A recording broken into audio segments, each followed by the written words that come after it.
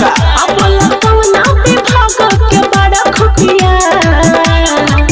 अपन कमर छुए के लेलु 100 रुपया तब लौट चुमे के लेबू काय रुपया अपन कमर छुए के लेलु 100 रुपया तब लौट चुमे के लेबू काय रुपया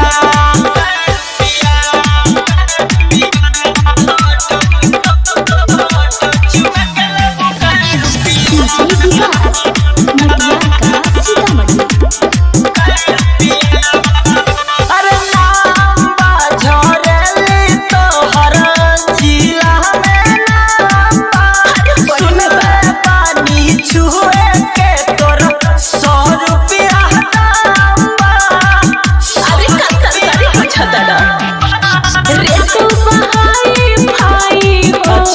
तो से न बाबू दे आए हो अरे सब दे दे तू टेंशन मत ला तुम हयू है बिछाई खटिया अपन कमर छुए के लेलु 100 रुपया तब लौट चुमे के लेबू काय रुपया अपन कमर छुए के लेलु 100 रुपया तब लौट चुमे के लेबू काय रुपया अरे बड़ मत बोला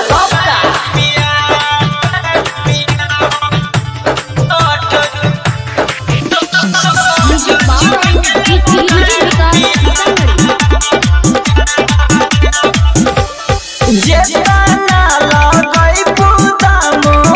मिलियो से ज्यादा अफजल अनजाना के बतावई राधा अरे होगा चल में बोलाई के का बात भाई राधा बतावा रखो तू मनवा पकाबो हो अच्छा ना बाबू बेकाबो हो बर्दाश्त नहीं के होत आतम बात है मेरा के अब सट जा अपन कमर छुए के लेलु 100 रुपया तब लौट चुमे के लेबू काय रुपया अपन कमर छुए के लेलु 100 रुपया तब लौट चुमे के लेबू काय रुपया आलू टमाटर नियन भाव पूछता रो कहां से आइल बनी नाव पूछता रो और का अब कौना विभाग के बड़ा खुफिया अपन कमर छुए के लेलु 100 रुपया तब लौट चुमे के लेबू काय रुपया अपन कमर छुए के लेलु 100 रुपया तब लौट चुमे के लेबू काय रुपया अरे पीछा मत पड़ा अच्छा दाम बता दा